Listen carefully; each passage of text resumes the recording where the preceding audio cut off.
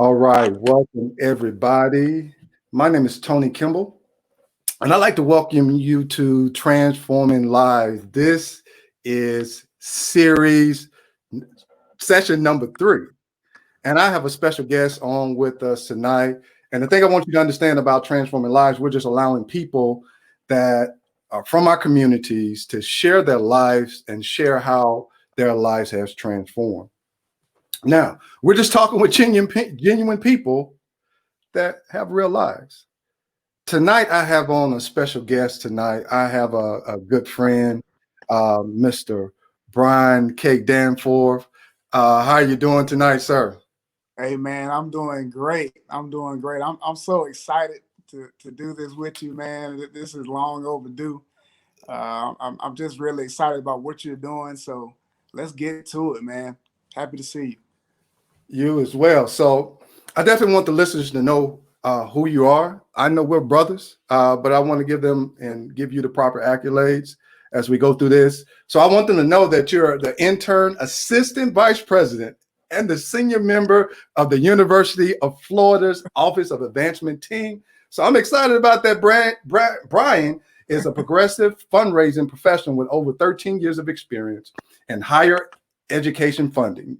He provides leadership and support to the College of Education, the College of Design, Construction, and Planning, and the College of Arts, and the UF Performing Arts Center. In his role, Brian works closely with the deans and directors. Man, you got it going on. Senior directors and their teams to maximize private support by assisting long-term comprehensive fundraising strategies and perspective development. Brian's also a member of the Principal Gift and Strategic Initiative team, where he assists colleges and units with strategy and effort to secure transformational funds. I like that. Gifts to the University of Florida. Since the start of the University of Florida's $3 billion, not million, $3 billion. With a B. Billion with a B. Go Greater campaign in 2014, he has overseen fundraising efforts that have secured over $110 million for the college that he manages. Brian has extensive experience in developing annual giving strategies, cultivating and soliciting major gifts, high-level stewardship and engagement, personal management, and leadership. Now, where did we meet at? He received his bachelor's degree from the Mars Hill University, located in Mars Hill, North Carolina, where he also served 3 years as the director of the annual giving. In 2008, he received his master's in entrepreneurship from the Western Carolina University. Brian also is the director of annual giving at Texas Lutheran University in San Antonio, Mississippi.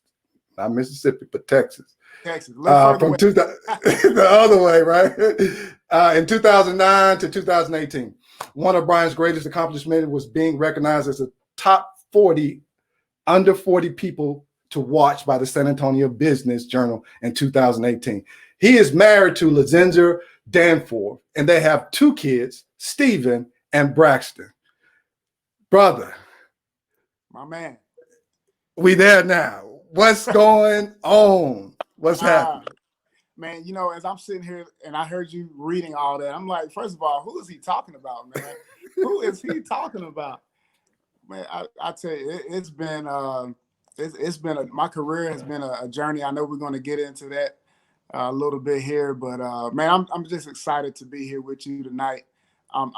Look, you got the background back there, transforming lives. This is top notch, brother. I love it. Oh, look who's Aubrey. Aubrey says my hero. Yeah, one of our boys, man. Yeah. Right. So, man, I'm definitely excited about tonight, guy, because, it's always good to talk to your brother. But tonight what we're looking at is transforming lives. And we're just going to have a conversation. Those that are, let us know where you're from in the comment box. Let us know where you're from. Put your city, rep your city. Put it in the comment box. Also, if you could, if you want us to know your name, you need to make sure you give us permission so that I can actually see your comment. So if you can do that, put that where you're from. We will appreciate that. So we're going to jump into this, brother. Man, what's been happening in your life right now, brother? What's going on? What's Man, going on, brother? look, what's not happening, man? You know, we're in the midst of a global pandemic. We're also in the midst of another pandemic of systematic racism and social injustice right now. Our country, our world is hurting, just hurting, and it's absolutely devastating what's going on. But in my life, man, I'm trying to balance fatherhood, husbandhood, a professional career.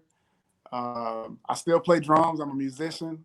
I'm involved in a lot of other different things, like speaking engagements and all of that kind of stuff. But my life is beautiful.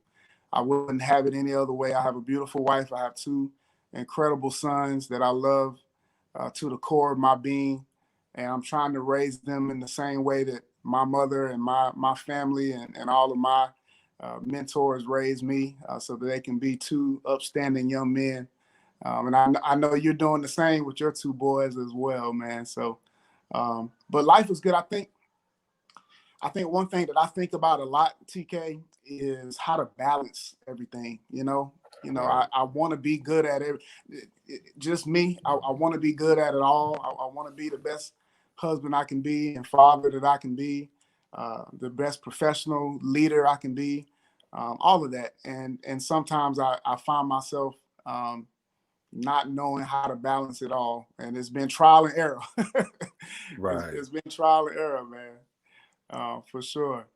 But And but I just, I just all we can do is take it day by day, right? That's all that God gives us is one day at a time, and each day I just try to get up, put one foot in front of the other, and and make sure that I'm doing all the things that I can do to fulfill, what God has called me to be. Really, that's my mission in life, right there. and that's the thing, man, where we're raising kids in Hmm. a time and space that, of course, we know has not exist, but the Yeah. climate, the time, Hmm. they're probably going to experience things that, jobs that we didn't even know about, did not Yeah. exist. Yeah. Yeah. Once they get into our roles, man, it's going to be a totally different culture, a totally different experience, man. So, man, Yeah. I agree with you, man. It ain't like mom and them. No, it ain't mama them. No. I mean, look, I look at how I grew up, which I didn't grow up poor or anything like that. I mean, we weren't rich either, but Right. but I look at my kids and just how blessed they are with all the technology and all the things that that they are privy to, that we just didn't have, TK. We just didn't have that type of stuff, man. And it's on one side, right? It's a blessing, and I'm glad that as a father, as a parent, I'm able to help provide the Right. things to my kids that maybe I didn't have. But on the other end, it's like, hey, iPads and Nintendo Switches and all the Right. other stuff, TVs in every room. That's not how Daddy grew up. you know. And that's the thing, man. I'm a not. I was close to going down that rabbit hole. I'm on because I started thinking about them iPads. They got TVs in every room. Man, we had to go in there, go in that room and look at that TV. When I got older, we got, man. So yeah, that's true. Yeah. They are, but that does also show the growth in our lives, that we're able to provide those things, and to give credit to It's a our blessing. parents as well. Yeah, it's So a yeah. blessing, man. No doubt about it. No doubt about it, man. So yeah, man, that's what's up. So while we're on this, this journey of talking about, for our kids, Yeah. let's talk about this journey from when we talk about from you going from high school to, tell me about your high school. How does your high school shape you? Your high school experience, how did that shape you?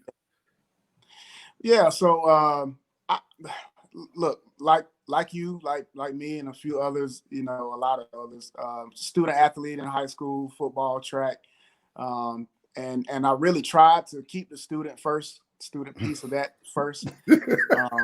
Wasn't always easy, Right. but I tried to do that. I was thinking, as you and I were talking a few weeks ago, and thinking about this, and I started thinking back, and I said I remember this one thing that I told my mom. I think when I got in ninth grade, might have been 10th grade. I said, Mom, Right. you know, I'm going to graduate high school with honors. I'm Yeah. going to do that for you. And I told her that, and I tried my best, Right. but I got bad news. I didn't do it. I think I was supposed to get a 3.6, a 3.7. I think I wound up getting a 3.4, 3.5. And I was devastated, man. I really was. I was devastated because I made my mother a promise and I Right. didn't fulfill that promise. And I knew along the way, there were certain things, certain decisions that I made in high school that, you know, if I had made some other decisions, then maybe I could have fulfilled that purpose. But what it did, when you asked the question, how did it shape me? Mm-hmm. What it did, that I've always been a pretty motivated person. Right. But I got motivated even more coming out of high school, and I actually made that same promise to my mother again when I became a freshman at Mars Hill. I said, Mom, I promise you this time, I'm serious. I'm going to graduate from Mars Hill University, at that point, Mars Hill College, Right. with honors. And I worked every single day to make sure that I didn't let her down. And the reason why I did that is because she, you know, as a single mom, she did so much for me. And I actually, she was such a great example, right? Single mom, Mm-hmm. working her butt off for me, make sure I had everything that I needed and wanted. And so I made that promise, and I stuck with it, and I actually did graduate from Mars Hill with honors. And that was probably the greatest feeling, just to know that there was something I put my mind to, and I was able to accomplish it. I want to say this too, and this is not just, I know you asked about high school, but even before that, you know, I've always been surrounded by great men in my life. Right. And I think that's so important for any young man, black, white, Hispanic, whatever, but especially, you know, in our culture, where there are a lot of single mothers out there where there's not a father in the home. And I wasn't blessed to grow up with a father in my home, but I had a grandfather and I had uncles and I had cousins who were more like big brothers. And I give my mother, again, you're going to hear my mom, I'm gonna say that a lot Right. tonight. But I give credit to my mother, again, who made sure that I was surrounded by strong men who taught me how to be mannerable, how to work hard, you know, how to really work hard at what you want to do. And I'll tell you what, that's one of the things early on that really propelled me and motivated me throughout elementary, middle, and high school.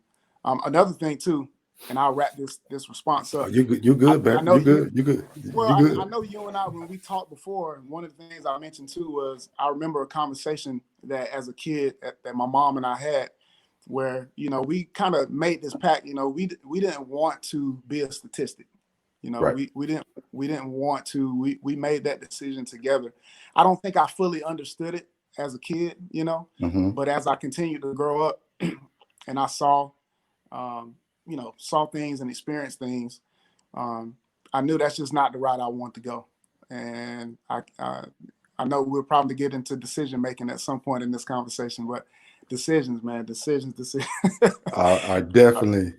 Yeah, man. So anyway, I'm gonna stop there, but there's so much that has shaped me. My faith, right? I mean, my family dragged me to church as a kid.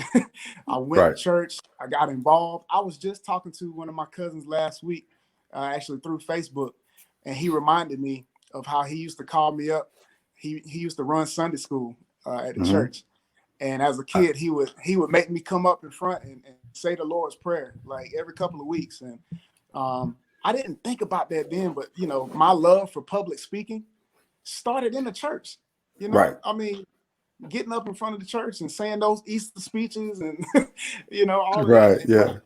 But I got to give credit to the adults who said, "You're going to stand up there, you're going to speak," you know, you're going and man, I hadn't thought about that in so long, but those are the little things that helped shape and mold us throughout our journey. And I got a couple of things, man. Number one,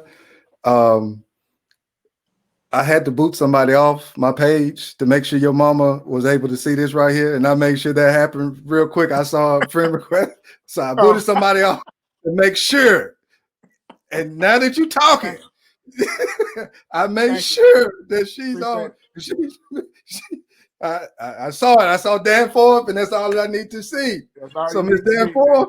Well, hey, mama, if you out there, hey, love you.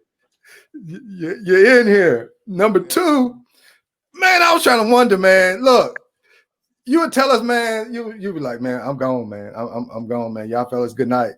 Now I understand. Yeah. Hey, yeah, I'm gone, man. I was on a mission. And I was a computer science major. So my classes were hard, and I had to do a lot of studying. So again, I had to decide. I can hang with my boys, and you know how much we used to hang, man. We had a great time together in college, man. But there were times where I had to say, hey, I got to go study. I got to go write a paper or whatever it is. And but it's because I was on a mission. I knew what I wanted to do, and I wasn't going to fail at it again. I learned from my mistakes coming out of high school, and I wasn't going to do that again. And that's definitely powerful. Rebecca said that not only did you graduate from Mars Hill with honors, you left an impression on the hearts. I want to put that up there again, man. You left impression on the hearts of everyone there. Wow. Hi, Becca. It's been a long time since I seen your name pop up. I hope you're doing well. That's sweet. Wow. So that speaks to the genuineness of a person that you are, man. And yeah. So Doc, listen, you got yeah, brother. Let's you got me excited, man. Come on. Hey, yeah. So, it's a unique bond that we had at Mars Hill University, man. Absolutely. College at the time. And we know it was God, because it's just how we all just gravitated together. So can we speak just a little bit about that college? That unique, I don't even know what to call it. We was just, we all got together. Look, let me share something with everybody listening. Don't get me wrong. We had a lot of fun together. We really did. But let me share one thing with you that I will never forget this. And TK, you probably know where I'm going. There would be some Friday nights or Saturday nights where we would be hanging out in somebody's apartment. And one of us would say, we need to pray. Mm-hmm. And what was it, about 6 of us, I think, 5, 6, 7 of us. They kind of hung tight, pretty tight. But we would lock hands in that dorm room or in that apartment, and we would pray together, man. I mean, and we would, when I tell y'all like pray, I don't mean like now I lay me down to sleep, pray. I mean, we would be in there praying, speaking in tongues, I mean, but I don't know, and what I'm about to say is not to condemn anybody, but I'm just saying, you hear so many stories about things that people do in college. Very rarely do I hear people talk about what we did. And I think that in itself, that's why we grew so close so quickly. Mm-hmm. We all loved God. We were all trying to do the right things. We didn't always do the right thing. Let's be clear. Let's be clear. We were not saints. We were not saints. But we look. We used to roll together. And look, your little blue. What you had, a little blue Tercel? Your car.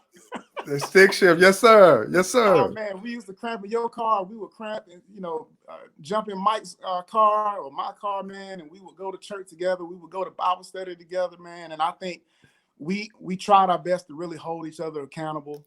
We created a bond that will never be broken. I know there's times where some of us don't speak for a while, but anytime we get on the horn or we're texting, we got a little group chat, man. It just clicks right back like it was yesterday, man. And so I will always love you guys. That was just something that I'll never forget. Right. And that's in itself could be a whole conversation about, just relationships. And I love you too, man. Make sure you say you love say you love people right then at the moment. Don't wait to the end. Say it right then. Love you too, Becca. She said something in the comments. Let me make sure we cover everything. We had Pastor Mike. Yeah. And it's funny how you were talking about how the things happen in your life early on and how it shaped your pathway. Man, look, man, think about for Pastor Mike, man. He's leading Bishop. He's the legacy, and how like, man, he was like, what are them guys doing? And that it's I can't say everything, but what are them guys doing? And how God just reshaped our lives to the point where we are now. I said this to him. I was like, man, you think we'll be on Facebook talking about our experience, man? Look, the way that we used to cut up, I would have never thought we'd be, on what is it, June 16th today, 2020? Right. That we would be doing a Facebook Live talking about our journey and what has helped shaped us. And it's a beautiful thing when you can look back at your life and see growth. Right. No matter your past experiences, it all builds you towards what's next. Right. Good, bad, or ugly. It's building you towards something. And it's so beautiful to now when I can look across this screen and see you and see how far you come, how far I've come, other people we know. It's a beautiful thing. It really is. And it just reminds me again of that we all have purpose. We'll get there, and everything in life is just lining up to get us where God wants us to be. So tell us about, because for you, I saw the characteristics that you had, the determination, the genuineness, man, and I saw it. So let's talk about, as you transitioned, you've gotten a degree, graduated with honors. Yeah. Let's talk about what happened after that. Okay. So funny story. 2 weeks before graduation. All right. So this is 2006. So I mentioned that I was a computer science major. And really, I guess the one piece I left out about kind of how I got to Mars Hill was football. But I remember having a conversation with my uncle, my mom's brother, and kind of asking what career path should I take and that sort of thing. And back then it was 2002 when I graduated high school. So he's like, hey, technology, you should probably go into technology. Technology is growing, and you should probably do something like computer science. And I was interested in that. And I actually grew to love it a little bit more throughout the years and throughout my years in college. But 2 weeks before graduation, I woke up one day and I realized that's not what I wanted to do. Like I didn't want to. I had studied computer programming, website design. I even started a website design company for about a year. If you remember Derek Stevenson, we used to call him Right. Yeah. I remember. We had a company, man. We built websites. Might have been 2 years. We built websites for people, and I thought that's what I wanted to do. Yeah. And then I was about to walk across the stage 2 weeks prior, and I just ripped out. I said, I don't want to sit behind a desk, behind a computer. I don't want to be, I just don't want to do that. Yeah. And I think I shared that with my mom and some of my family, but I really didn't know what I was going to do after that. And I wound up doing. I stayed on at Mars Hill. I graduated, but I was blessed to be offered a position in admissions. So I was admissions counselor for Mars Hill for 1 year. And I only took the job, to be honest, because I didn't know what I want to do in my life. So I'm like, well, I don't have to move. I'm comfortable here. man, I got a job with benefits. Okay, great. Right, That yeah. sounds good. So I did it. But it was the next year where things really started to take shape. I got a call from our vice president for development, who was over fundraising and alumni affairs at Mars Hill. He called me. I was down in my office on the first floor, and he said, Brian, we have a vacancy. Our director of annual giving position is open, and we've been watching you. We think you have the skills that it takes to be a good fundraiser. I'll be honest with you. I didn't even know Mars Hill had a fundraising department. Right. And you know how heavily involved I was at Mars Hill. I had no clue that fundraising was a part of the DNA of that school. Right. I knew they had alumni affairs. Right. Yeah. You know, so after he kind of explained what I would be doing, I'll be honest again. I took that position. It was director of annual giving. I took that position because it was $4,000 more than I was making as admissions counselor. Gotcha. Yeah, it's being real. Yeah, and just I'm just being real. It was a little bit more money, and it had a director title. And I said to myself, I'll do this for a year or two, and that'll give me a little bit more time to figure out what I want to do with my life.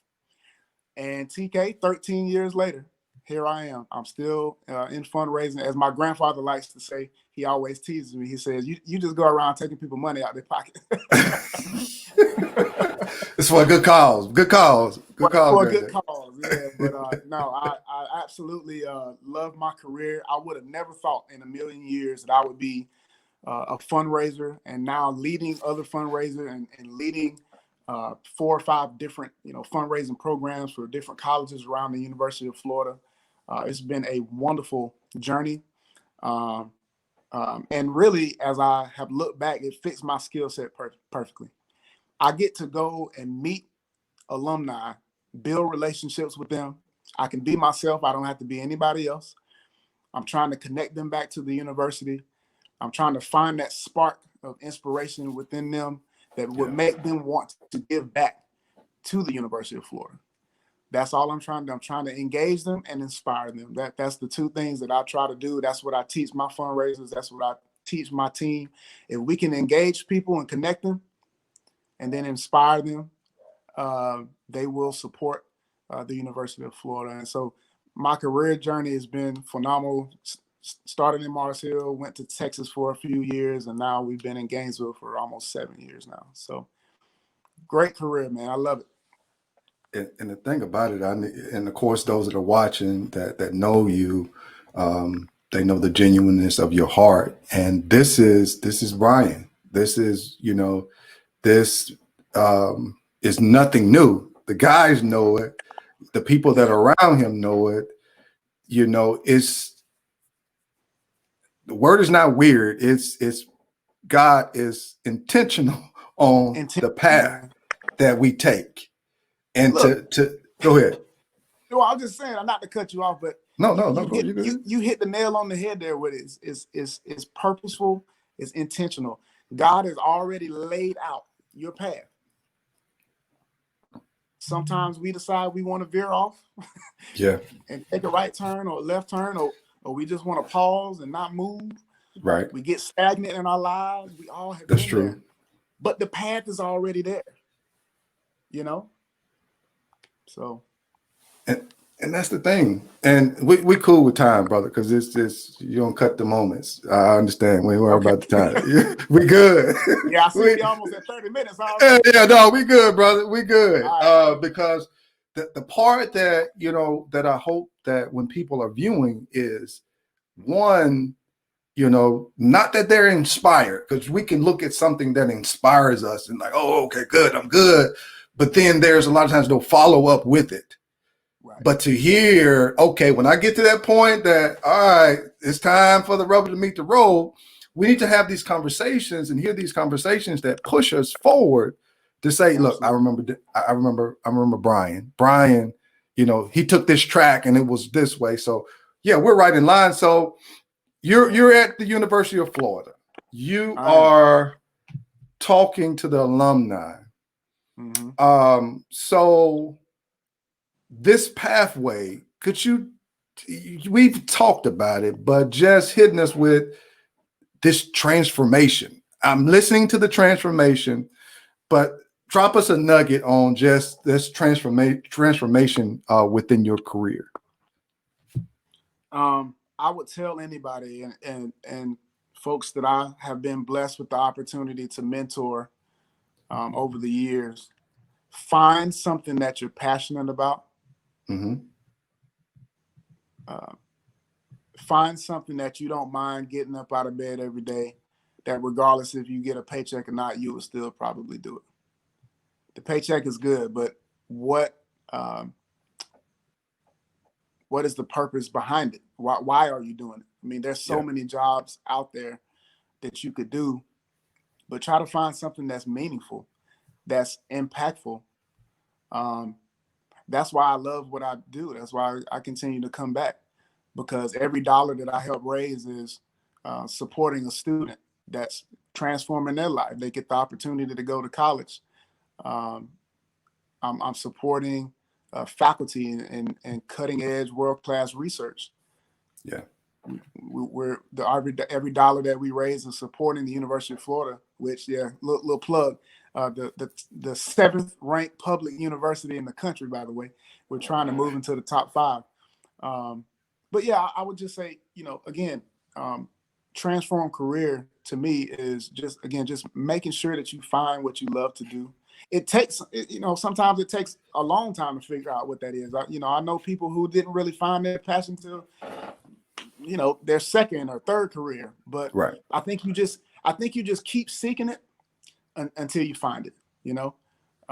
If you're blessed to see another day, that's another opportunity, right? That you can try to figure out what you want to do in life. And I think I've been blessed, and I can only speak for me, but I've been blessed that I found my passion early. And now I'm just trying to perfect it. I'm just trying to get better every day. I'm still learning. I'm 13 years in, but I tell my team all the time, we should always be in learn mode and growth mode. We don't know it all, and so, it's funny. I actually ask at least once a year, I ask my team, and I try to make them remember and remind themselves of why they get up and come to work every day. Yeah. So I will stop a staff meeting and just ask them, why are you here? Why are you here? Why are you here? And besides the paycheck, what is making you get it? Because you could go do anything. And it's amazing what you hear back. So purposeful, passion, something you can be passionate about, and something that you can find meaning in. Yeah. To me, all those ingredients help make for a transformed life and career. Brother, I'm like listening to you when we were in college. I'm listening to you, and I'm like, man, I'm sitting. I want to stay in character, but I want to sit back. I was like, this turn. I'm sorry. This is Brian. this is Brian. This is Brian. Like it's to see what God has done. And I'm sitting back listening. I'm like, this is the stuff you were talking about when we were. That was your segment right here, man. Look, so and I don't even know if I knew what I was talking about back then, but now I've had some life experiences behind those words. I've had some professional experiences behind those words, and that now I can really look back. And we both can, man. We're still young guys, but we've been through some things, right, that have led us to where we are, and there's still so far to go. And that's, golly, TK, that's what excites me, man. I love life. I love the fact that every day is new, and you have no idea what the day is going to bring, and it's not always sunshine, it's not always sunshine and rainbows.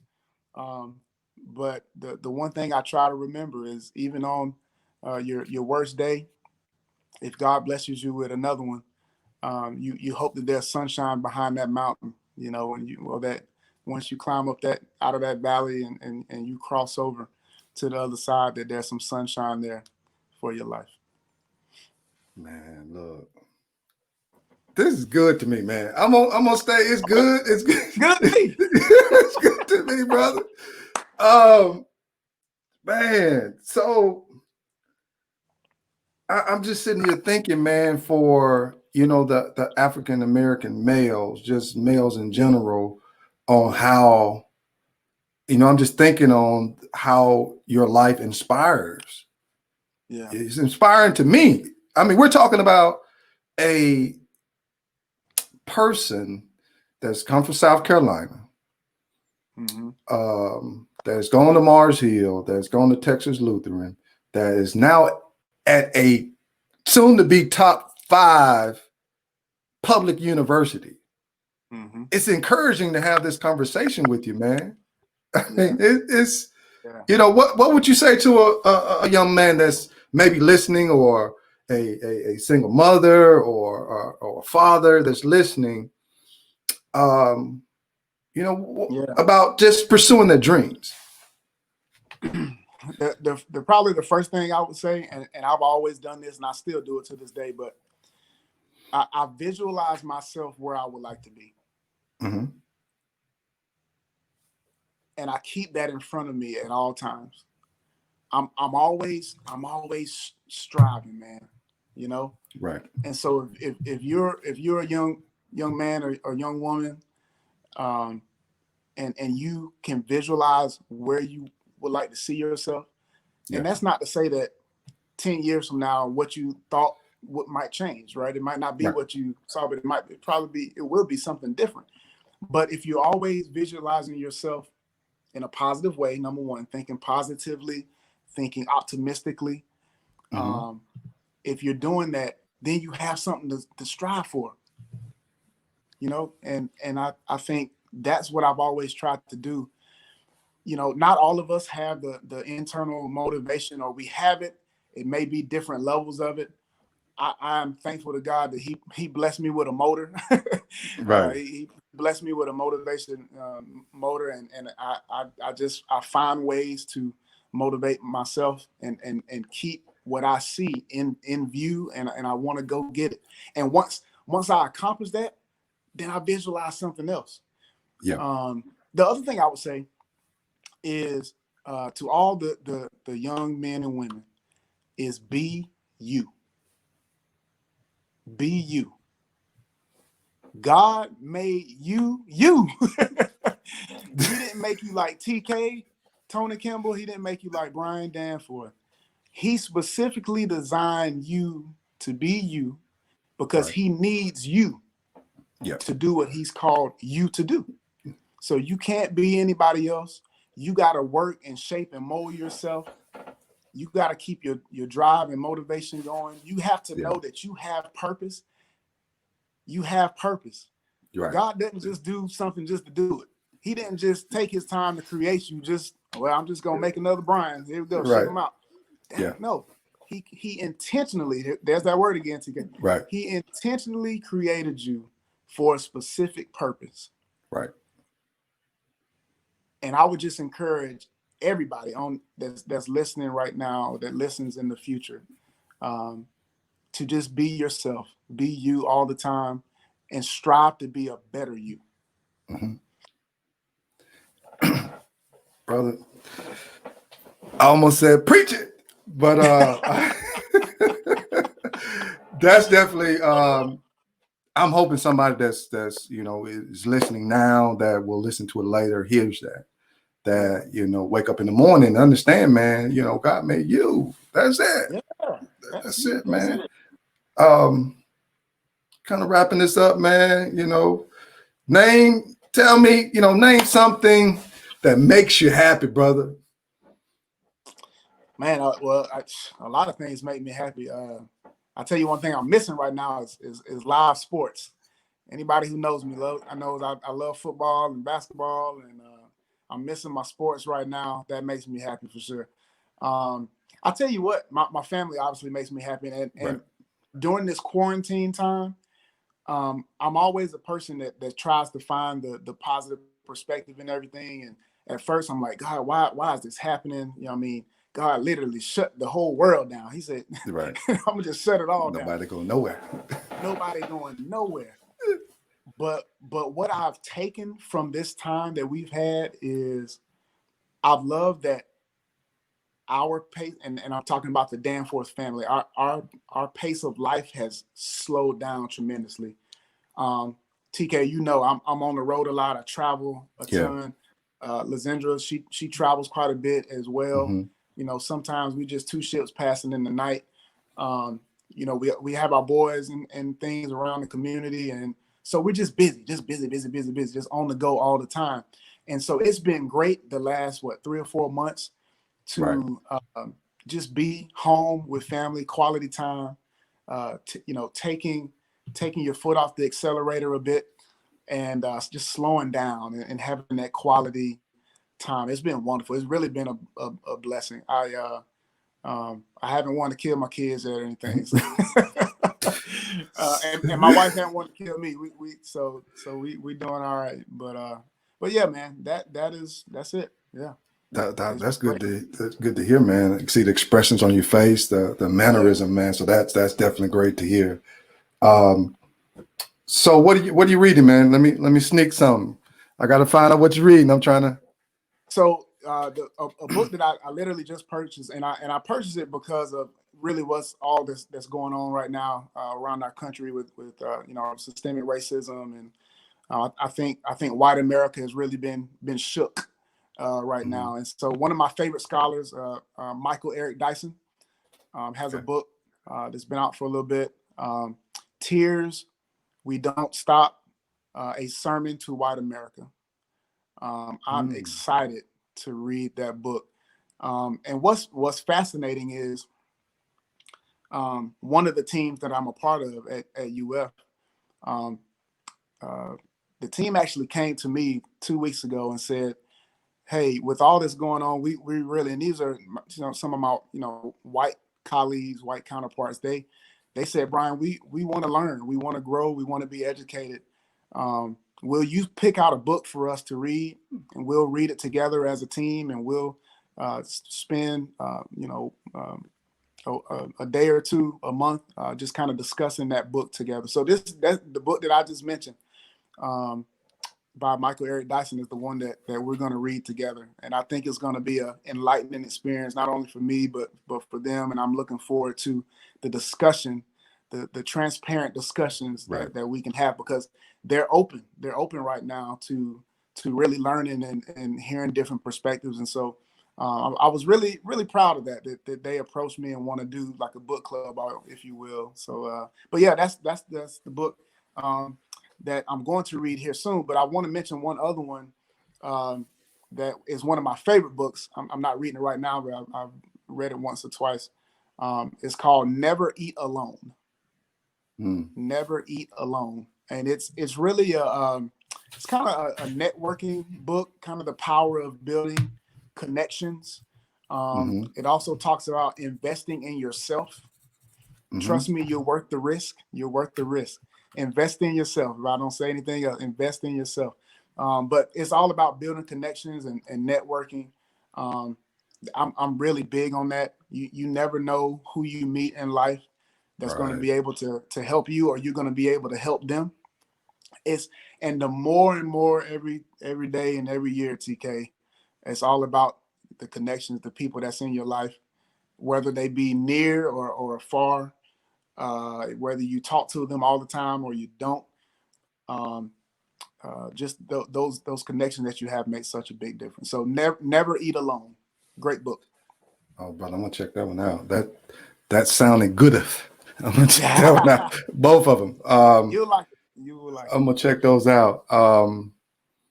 So leave us. Well, let me drop these comments, man. We had our brother Spence, and of course Spence says Buford fine. Oh man, finest right there. I can't speak in it. I can't imitate him, but and Elder Harrison, man, Elder Harrison. So Elder Harrison, how you doing?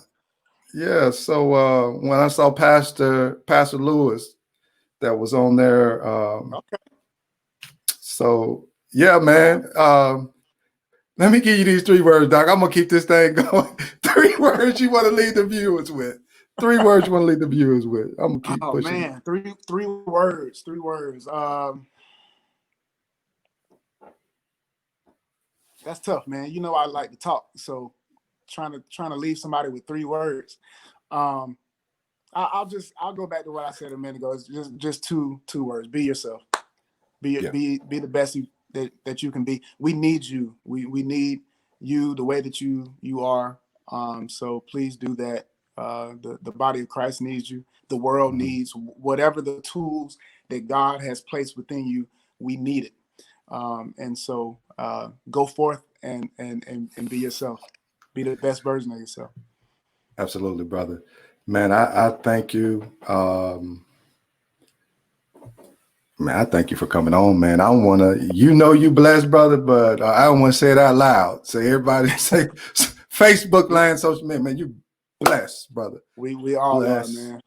And let me say this to you, TK, too. You reached out to me a few weeks ago about approached me about having this conversation. I just want to say, man, I'm super proud of you. I'm super proud of you, man. I see what you're trying to do. You're putting so much positivity in the atmosphere right now. I see your post every day on Instagram and Facebook, and I just want to commend you for stepping out on faith, hearing God about kind of the direction that He wants you to take right now. You're building something. You're building something that I think is truly authentic. Just having conversations like this and just putting that positivity in the air. And I just encourage you to keep it going, even when you feel like, man, golly, here we go again. Or you're not getting the viewership that you want, and I just keep doing this. Somebody that was listening to us today is going to take something back, and I know at your heart and based on what we talked about a few weeks ago, that's all you care about. That this platform is gonna help to transform the lives of everybody that listens to this. So I love you, man. Be encouraged. Tell your family I said hello, and thank you again, man, for this opportunity. Love you, bro. I love you, man. Tell the family I said hello. Gotcha. And yeah, man. We're on next week. Same time, I have a special guest that's coming on. I'll reveal that guest. I want to say, Brian, man, I saw a lot of people on here from college. Didn't get a chance to say all the things, man, but I appreciate what you said, man. You're trying to make me cry on TV, man. So you need to chill out with all that, brother. I ain't finna cry for nobody. My man. But I appreciate that, man. That just speaks to all our relationships, man. So thank you very much, guys. See y'all next week. And you have this replay that I'm going to repost. Definitely share this when you get the opportunity to, because my brother said some powerful stuff that I know is genuine. So guys, have a great night. And thank you for joining. Peace and love, everybody.